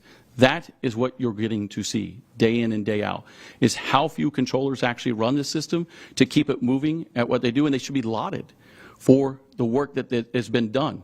And now getting to see the disruptions that it causes to lose one or two absolutely proves why the long-term commitment to the hiring and training of the next generation of air traffic controllers is needed now more than ever, and why this shutdown has to end. But I do, speaking about the recruitment, the retention, the bringing in of new air traffic controllers, Jonathan has several trainees at his facility, recently attended a career day affair as well. I'd like him to speak a little bit about that and the impacts of the shutdown. Jonathan? Thank you. Yeah, the impacts of the shutdown are real. In my facility, we're a training facility. We send people to the bigger and larger facilities. We're an influx. They come in, they get out. And now we have guys who are, they're all Gen Z. They're 23, they're 24. They're living with their parents already. They can't afford to live on their own already. And this has just made the situation 10 times worse. I had a career fair 3 days ago. I've done it for years. It's high school students, 9th and 10th grade year-olds coming to learn about air traffic. We're very popular. This was the first year I didn't have answers to their questions. The kinds of things they were asking us, why we should do this job, what are we looking for in the future, were things I didn't want to say. I told them how wonderful the job is, how great we are, how dedicated we are to the career field, how dedicated we are to our community, and how dedicated we are to each other, and that's what we're doing. And that's why we're still here. Nick, I have real quick, so quick. So on Halloween, we saw 80% of the controllers, sorry, Nick, on Halloween, we saw 80% of the controllers at New York not show up. And the administrator said 20 to 40% of controllers at any given day are not showing up at the 30 largest airports. Do you think sort of the controllers hit a breaking point at that point? Like, what do you think accounts for the significant increase in outages over the last, say, 10 days or whatever? Well, let's be clear. That statistic, I don't know it to be true. About 80%. When you only have 4 controllers and you have 2 of them that can't make it to work, you're at 50%. Some of our facilities have only 3 or 4 controllers on a shift, day in and day out. You've seen the delays that are because of it, but now you're just getting to see it nationwide when people are missing it. The true issue is people not getting paid. That's the issue. And the only solution to it is ending the shutdown and ensuring that they receive the compensation and pay that they rightfully deserve. There is no world that exists where you can't pay people and run the system the same. Issues are going to crop up. They're going to crop up across the country. And the absence of 1 or 2 controllers, it's not a matter of breaking them. It's a matter of them being fit and ready for duty and being able to show up and do the amazing job that they do day in and day out to serve the American public. They are the unsung heroes. They are the American patriots that Secretary Duffy talks about, and they are doing everything they can to hold this system together and be out there serving the American public during these trying times. But 41 days without pay is unacceptable. Really quick, in the last 2 minutes, President Trump posted on Truth Social, very long South Street part of it. All air traffic controllers must get back to work now. Anyone who doesn't will be substantially, quote, docked. For those air traffic controllers who were great patriots and didn't take any time off for the Democrat shutdown hoax, I will be recommending a bonus of $10,000 per person for distinguished service to our country. Just came out. Any initial response to that? So I'll take anything that recognizes these hardworking men and women, but we'll work with the administration on any issues that are out there. Air traffic controllers have continued to show up during this shutdown. They've endured the longest shutdown in American history, and every single day they absolutely not only deserve their pay, they deserve to be recognized for what's going on. So we'll work with the administration through it. We'll work through the issues that are going on, and we want, just like the rest of the American people want, this shutdown to end. The frustrations that are out there are real, and we share them because we're frustrated with the process as well. Again, air traffic controllers should not be the political pawn during a government shutdown. Okay, great. Thank you, everybody, for that. Some of you have requested pull-asides. Let's discuss those, and we'll take care of that. But thank you for that. That's the end of the press conference. Thank you. Appreciate it. Good job. All right, so that was the Air Traffic Controller Union speaking on the impact of the government shutdown. Again, the FAA reducing flights. Thousands of flights nationwide have been canceled, delayed. Folks are trying to navigate that, and air traffic controllers and those federal workers working at airports haven't been paid. And so they spoke to that during this press conference. All right. We are going to take a quick break. Again, this is day 41 of the government shutdown. As the morning and as the afternoon goes on, we will continue to provide you updates, both from what's happening on the Senate floor and developments with lawmakers, but also to give you some context and perspective on what this all means. All right, so let's take a quick break. As I mentioned, we'll be back here in just 2 minutes here on Live Impact News on WCNC Plus.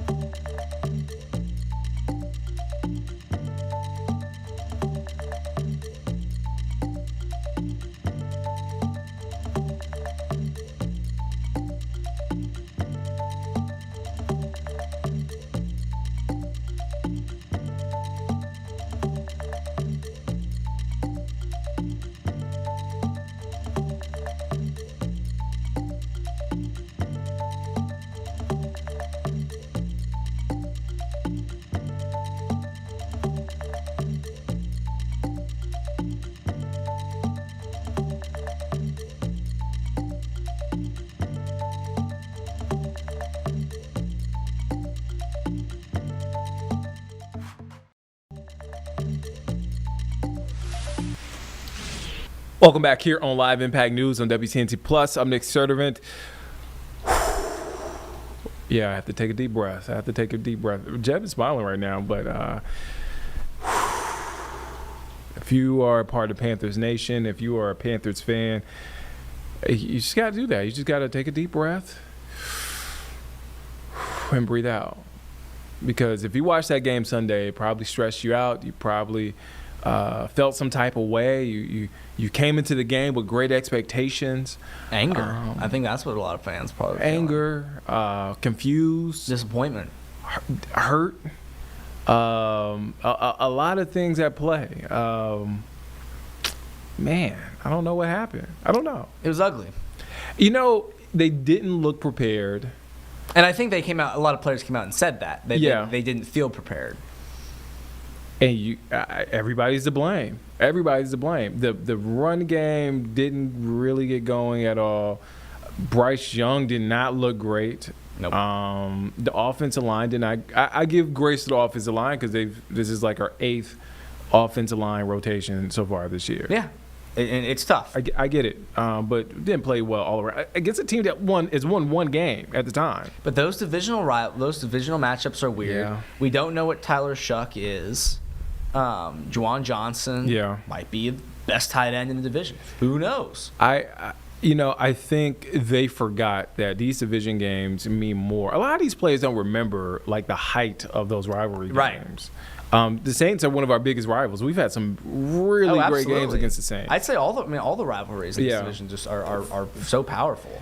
So it's like, you go from beating one of the best teams in the NFC to the worst team in the NFC you lose to. It's like, where do you go from here? Yeah. We're 5-5. I mean, that's cool, but like, man, we have real expectations. And I'm not saying the season is over, but man, that question left that game left a lot of questions. Got to lock in. It's like, is Bryce Young your guy? Yeah. Which I've been saying. I've been saying that all season, even through the win streaks. Yep. It's like, is Bryce Young your guy? I think there's serious questions he has to answer because I don't know that a lot of these games they're winning. Yeah. because of Bryce. Oh, I yeah. think a lot of them they're winning, with Bryce. I mean, I think Rico Dowdle. Yeah. I think he's the truth. Oh, yeah. I think the Saints loaded the box and said, hey, we're going to start Rico. Bryce beat us. Right. And he couldn't do it. And we were waiting for that. It's a bad secondary. Like, T-Mac and Jalen Coker, they should have been feasting. Yeah, nobody got open. XL, I don't know what's going on. I don't even know what's happening with he really needs to figure out what he wants to be. Mitchell Evans went down with an injury. I don't know what's going on with JT Sanders at all either. I mean, at least I knew he was on the field this time. Yeah, I didn't see Jimmy Horn. No, I didn't see anything. So speaking of Horn, like JC, like he got torched. I think you know what it is. So he did. This year they're not calling those offensive. No, it is definitely a lot tougher because some of those two plays, the receivers kind of. Yeah, there was some jockeying for the ball. Dude, you're the highest paid player on the team. You got to find a way. You got to find a way. Well, you got to make a play. You can't just give up on the play because Yeah, exactly. Yeah, so a lot to figure out. Your Niners lost. How are you feeling? Oh man. I mean, listen, if I had to pick two franchise, I'd actually go probably Panthers over the Niners. But we'll get to see on Monday Night Football in a couple of weeks. Which I'm really looking man, are you ready for that? Yeah, just banged up. Yeah, I'm ready. I mean, I do think the Niners will beat the Panthers. Who's going to be quarterback? I say go with Mac Jones. Of all the problems the Niners have, Mac Jones is not one of them. I'm perfectly good with Mac Jones under center. Hitching your wagon to Mac Jones. I'm cool. Like, I'd rather Purdy just sit out this year, get healthy. I mean, his injury is bad. You don't like Purdy. It's not that I don't like Purdy. I think they paid him too much, and I want him to be healthy. I don't. So this year, Mac Jones is fine. You don't want Purdy to be your quarterback. I get it. I mean, because we have questions about Bryce Young. I mean, I take Purdy over Bryce Young. I mean, at least Purdy's gone to a Super Bowl. Yeah, we'll see. Look, we were doing a lot of talking about our teams that lost. To give you further context on our misery, let's check in with Julian Council and welcome back, Nick Carboni. Nick Carboni's back. He's back. Here at Bank of America Stadium with Julian Council of Locked On Panthers after a brutal loss and a blown opportunity. 17-7 to hand the Saints their second win. Julian, how does this team beat the Packers in Green Bay, come back home and lose to the Saints? Great question, Nick, and a question I'm sure many Panther fans are asking themselves right now. Simply, it's the NFL, man. We've seen with this team so far this season that they can go on the road and have a comeback attempt against Arizona and then win 30-0 at home against the Falcons. Then follow that up with a loss on the road against the Patriots, then come back and win 3 straight games before losing 40-9 to Buffalo, and then get the big, what we thought potentially was a franchise-altering win last Sunday against Green Bay, then have days like this. They just aren't mature enough in this culture build at this stage to handle success and avoid the kind of performances like they had today. That's my answer to you. It's the NFL, and it's also they're just not there yet. Has the run, Rico run recipe for victory run its course? Opening drive touchdown, he was held to under 3 yards, and they teed off in the pass. Yeah, I think 58 yards today and 2.9 yards per carry. It feels like the answer is yes, that this is no longer going to be a reliable winning strategy. I'm not saying it can't be a winning strategy, but it's a copycat league. Atlanta saw this today, that Rico Dowdle got stopped. They're going to look at what New Orleans did, and Carolina's going to look back at it and try to counter next week because they're going to see the same thing when they face out against the Falcons. They're going to see it from the 49ers, they're going to see it from the Rams, the Bucks, and also against New Orleans again in a couple of weeks, and also against Seattle. So it may run its course. And we had to understand that as nice as the weather, which hasn't really happened here in Charlotte yet, turns to be cold and rough, it's great to have a run game that can carry on the road. But in this league, you have to be able to win from the pocket, be able to throw at a high level. And so far for Carolina, they have not proven to do that. And that's why it's hard to believe moving forward that they can rely on the Rico Dowdle, run play style and game plan the rest of the season. Is this team's head coach still going through growing pains here in year 2? A lot of credit for the win last week. Today, it seemed like a different story. You have to say yes to that. And Look, it happens. We've seen it again earlier this season where they fell apart after having high games and then going back and then having lows and bouncing back. They just can't find that consistency. And I don't know what it is about whether Dave Canales is not having the right messaging throughout the week. And Ike Ekwonu even told us in the locker room that they weren't really focused on some of the small details this week. And that the coach had talked to him, that players in the locker room, the leaders had talked to him about, guys, we can't waste the day. And when you waste days like they apparently did this week, this is the result. So certainly they're still trying to find that consistency. They're still trying to find anything out of the passing game. And with his play calling, to have a down-to-down, series-to-series consistency that right now is not there offensively, really across the board with this organization, which is what leads you to being 5-5. All right, defense gives up 17 points. One of those touchdowns came immediately after a turnover.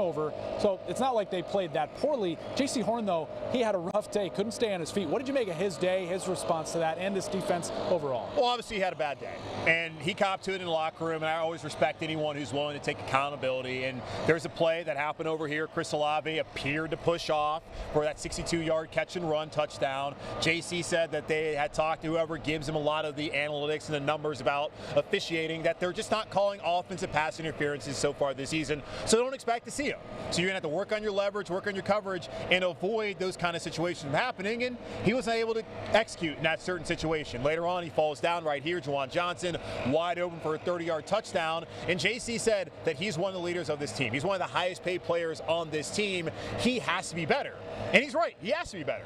It happens. They get paid too. He's still a great player, just didn't have a great day in the office. And when you look at it, even as bad as the offense was, avoid those two plays, it's a 7-3 ball game, and you win, potentially. Well, the Panthers aren't used to playing as favorites. Maybe we chalk it up to that. But they didn't lose any ground in the division. The Bucs lost, the Falcons lost too. So the Panthers are still right there. They go to Atlanta next week and they get the Bucs a couple more times at the end of the season. Do you trust them, though, to go out and grab those opportunities, especially because they dropped this one? Well, they're 1-1 in the division, which is important. There's always an over-importance of these kind of games. For me, it's hard to trust them after today, but then I kind of trusted him coming into today. So it kind of goes up and down week to week as far as that goes. And here's the problem I have with the way that they lost today. It's that how bad the passing game looked, of course, but also the opponents are going to play down the road. You were excited if you're a Panthers fan, and even as a spectator and covering the team, you looked at, okay, they can beat anybody.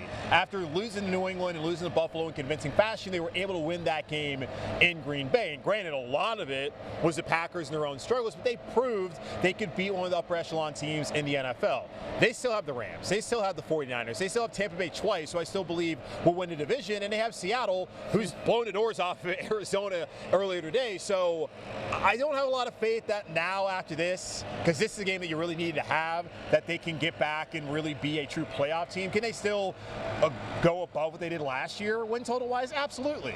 I think they can still beat Atlanta next week. They can still beat New Orleans. I think it's possible. They can pick off 49ers. They can pick off the Rams. They can pick off Tampa or Seattle. It's just having faith in this team to avoid this kind of a letdown after being able to handle success. No, I can't really say I have a lot of faith in them right now. Julian, the Panthers are clearly in wait-and-see mode with Bryce Young in terms of an extension or an option. What are they seeing as they wait through 9 games of his third season? They're seeing a quarterback who right now may be holding back the offense. And I give Bryce a lot of credit for the way he's performed at the end of games. You go back to 2023 when he came into the league. He is tied with Patrick Mahomes, Geno Smith, and Jalen Hurts for 9 fourth-quarter game-winning drive comebacks, the most in the NFL. But also, when you look at it, week in and week out, he's failing to throw for over 200 yards in a game. Only time he's done that so far this season was in that comeback failed attempt against Arizona. Outside of that, it's a 102-yard performance last week. It's 124 yards today in this loss. So you're seeing a quarterback who, when you've asked him at the end of games, at points in times throughout his career, go make a play, get us down the field for a winning drive, he's been able to do it. But when you've asked him down in, down out, series to series, quarter to quarter, to have an effective passing game, whether it's been on him, whether it's been the receivers, that's just not there there. That consistency is not there right now. We have 7 weeks left to figure out what Bryce Young is going to be, who he's going to be at the end of the season, and then what Carolina wants to do as far as a 5th-year option, maybe an extension, which I don't think right now is really in the cards at this point in time. But right now I'm having a hard time not viewing him as somebody who's holding back the offense, as the passing game has really left a lot to be desired through the first 8-9 starts he's had so far this season. Through his first season plus 2 games before the benching last year, it seemed to be mental. How much of it is he physically able to be that franchise quarterback who can go out and make explosive pass plays throughout the course of a game? And I say that knowing they're about to go to Atlanta, and look what he did the last time they were there, and that's going to be brought up a lot this week. Right. He's never going to be Cam Newton as far as his physical stature. Obviously, he's never going to be Josh Allen. He's not going to be Jalen Hurts or Patrick Mahomes. I don't think he physically is not able to do it. It has to be kind of on the mental side. And I don't think that Bryce necessarily doesn't have a lot of confidence. I don't know whether he's not seeing it correctly. He did say on that Alontae Taylor interception that it was zone coverage, made the wrong read in that situation. And processing was a big reason why Carolina traded all those assets, kept the number 1 with the Bears, and to take Bryce Young. We just have not seen him be able to evaluate, process it in real time, and make all the right decisions, as we've seen a lot of turnovers. And I think a lot of that has to go to what you're seeing pre-snap, and then even what you're seeing as it's playing out live and in living color. So I don't think he's gotten there yet, man. And I don't know when that's going to happen. We've seen quarterbacks like Sam Darnold and Baker Mayfield who are here who it took them a while to get there, and now they're there. So how patient can Carolina be if he's holding them back from potentially being a playoff team, which maybe that will be the case after the next 7 weeks? Can you continue to go on with him into next season, knowing that the rest of the locker room would also be aware that, do we have a quarterback that really can get us over the top? Yeah, I start to wonder, especially this year, if that Darnold and Baker factor is part of the equation for the Panthers.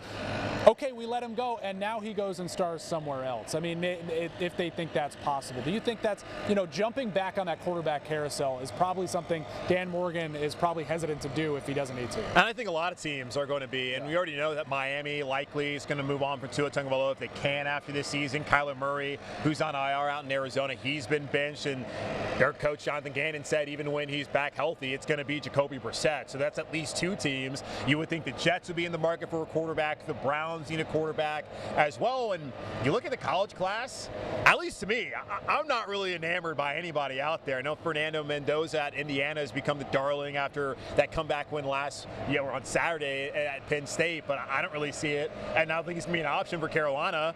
Same thing with Dante Moore at Oregon. If he comes out, I don't really know if he's going to be a realistic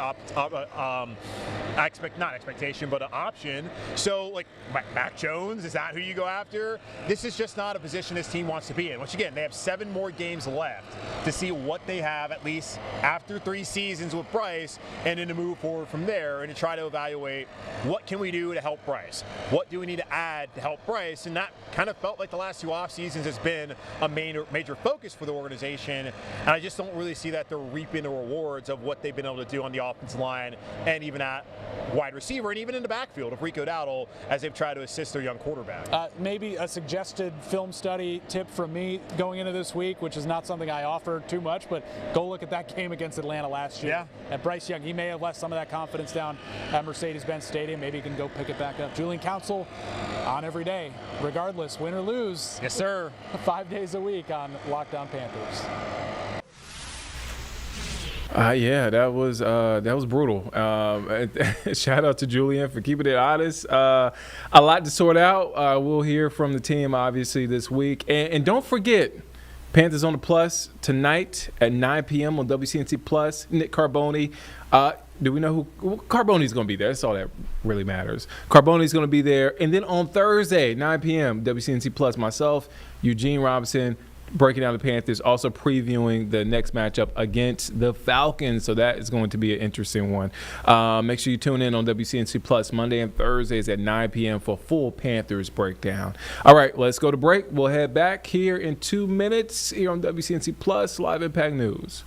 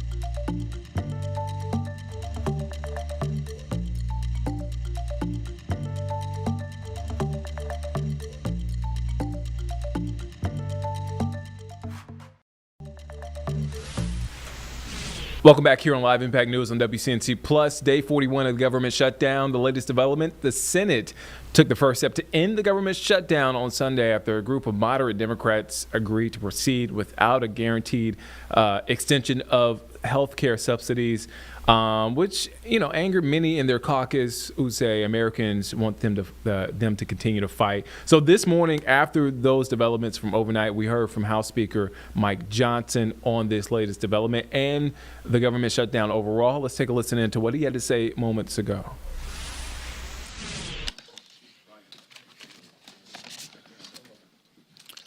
Good morning, everybody. I'm very thankful to see you all this morning. I'm thankful to welcome you to what appears to be the beginning of the end of the longest government shutdown in U.S. history, as shameful as that is.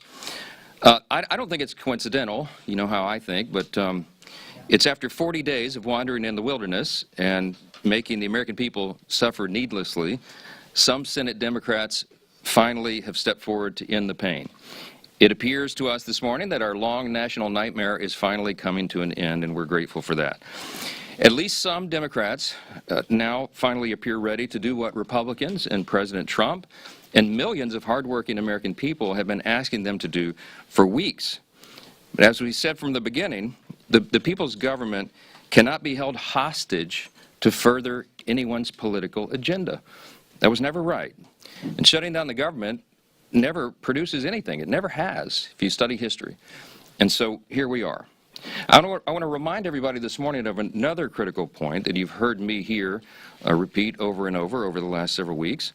It's something that I and Leader John Thune and President Trump and every Republican leader have all said repeatedly from the beginning.